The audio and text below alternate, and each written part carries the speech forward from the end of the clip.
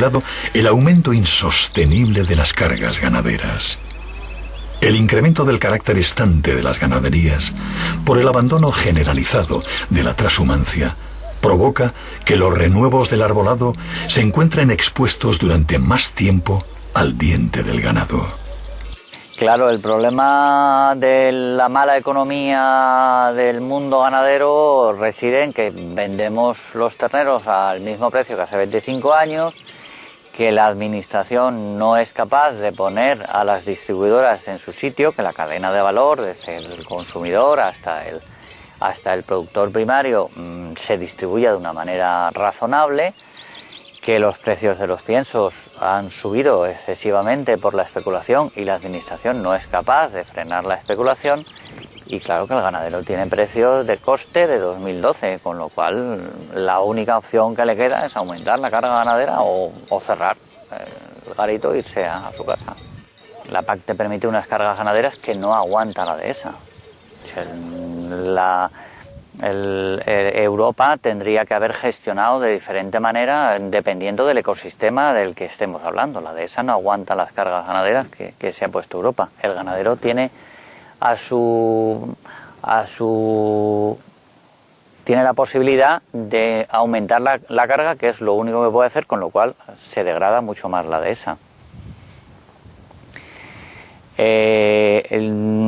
Hay normativas a nivel del gobierno español que podrían ayudar para rebajar la carga ganadera, como es el desacoplar el vacuno, no al 100%, pero al menos el 25%. Si tú desacoplas el 25%, mañana tienes un cuarto menos de carga ganadera, que sería lo bastante beneficioso para el ecosistema, para permitir la regeneración natural.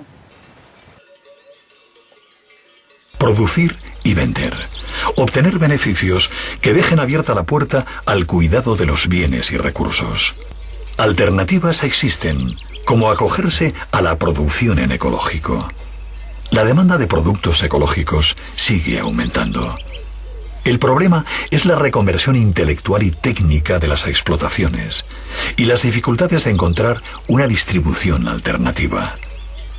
Tampoco pueden precipitarse los cambios a la baja en las rentas agrícolas para cumplir límites en la explotación o el pastoreo. Fórmulas, en cualquier caso, haberlas haylas.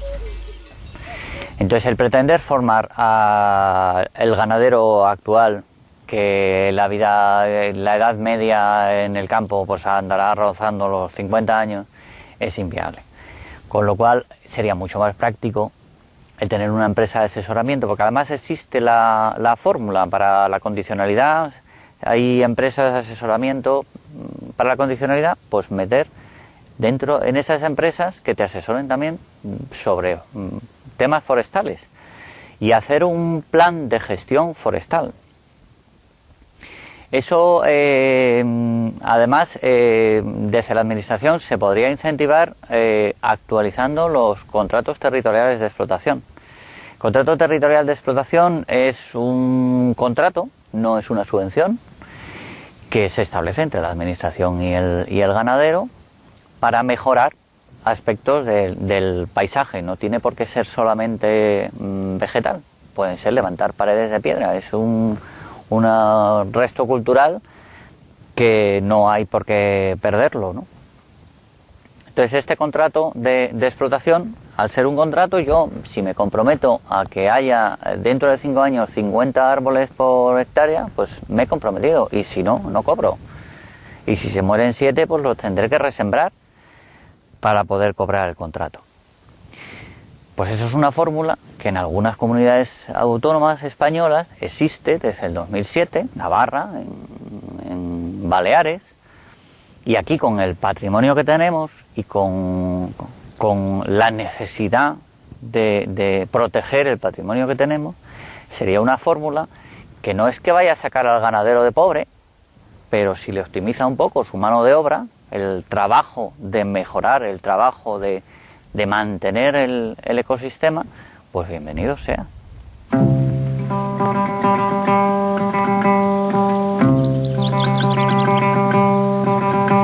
Y la pena está en que realmente en la dehesa se hace un producto excelente, ya no ecológico, sino convencional, y la pena está en que el ganadero no sea capaz de encontrar una vía de comercialización como producto de calidad, que lo es, tan de calidad como el cerdo ibérico de bellota, es la ternera que se produce en la dehesa en general. La pena es eso, que no encuentre la manera de poder ofrecer ese producto de calidad, porque entonces ya no haría falta la cantidad. Entonces, si se apuesta por la calidad, el ganadero podría mantener el ecosistema de la dehesa, porque dependería de él, igual que el señor que produce cerdo de bellota necesita tener encinas para poder tener cerdo de bellota. Y esa sería una alternativa, que comprendo que la tiene que hacer el ganadero. No, eso ya no se le puede pedir a la administración.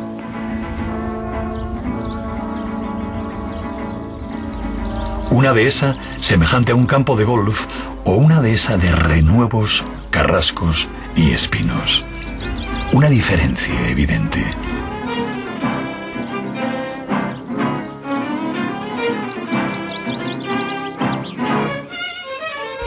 A juicio de un profesional que trabaja la dehesa bajo los patrones de la biología y la gestión forestal, el agricultor y el ganadero necesitan incentivos.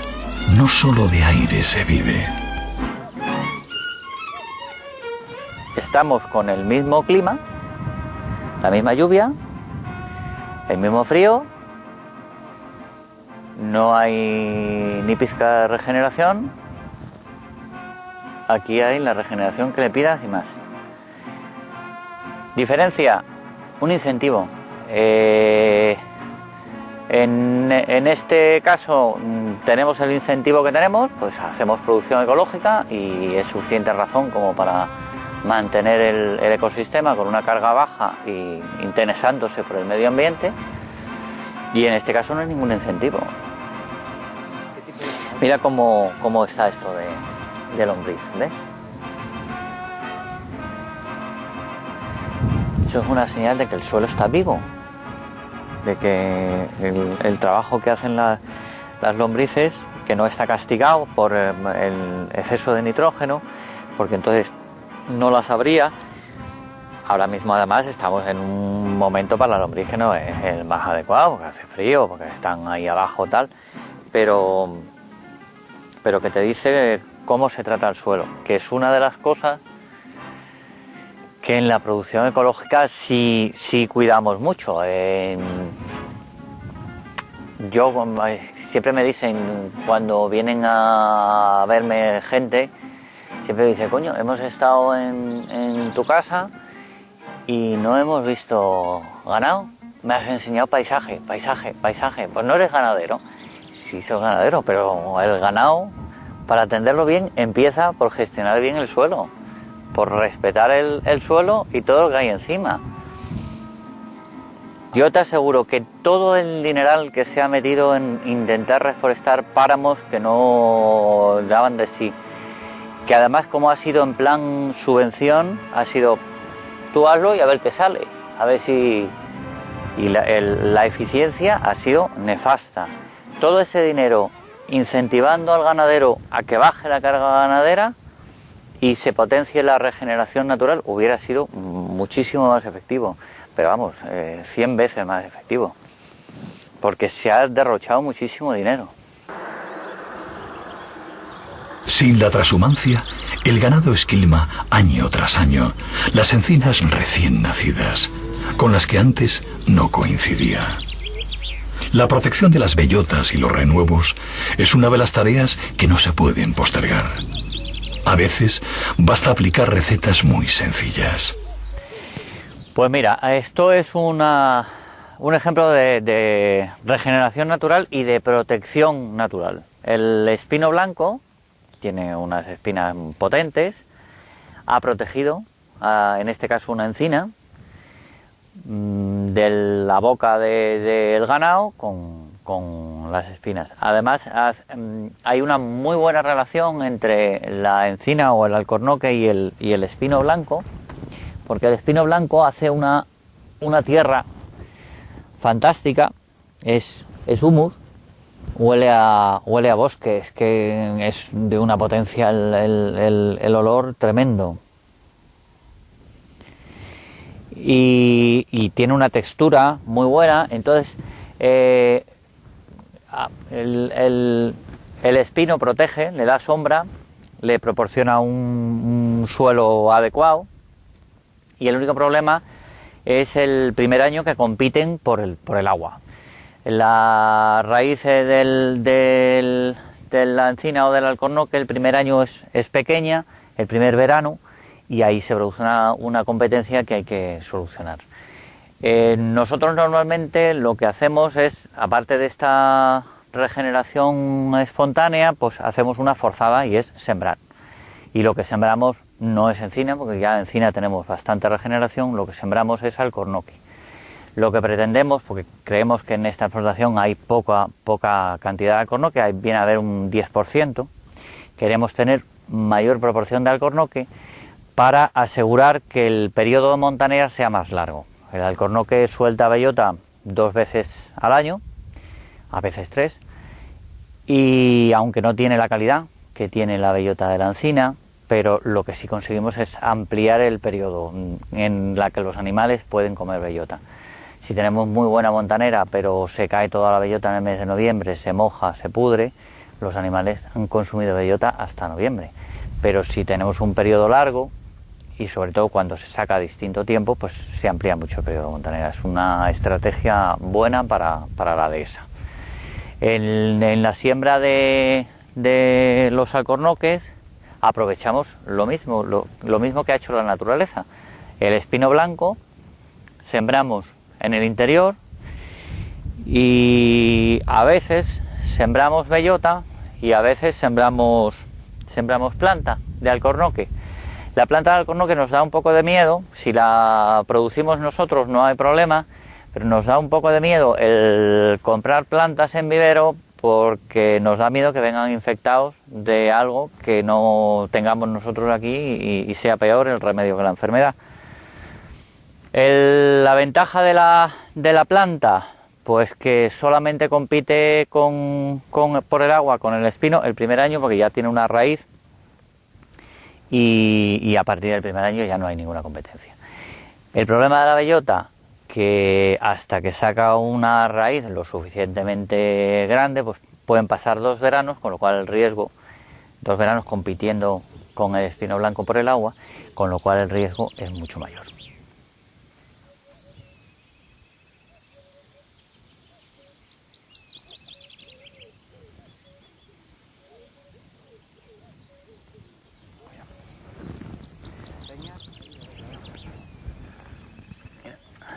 Este es el alcornoquito, tiene brotes de encina alrededor, pero aquí tenemos el alcornoquito que hemos sembrado con el tutor, y está estupendo.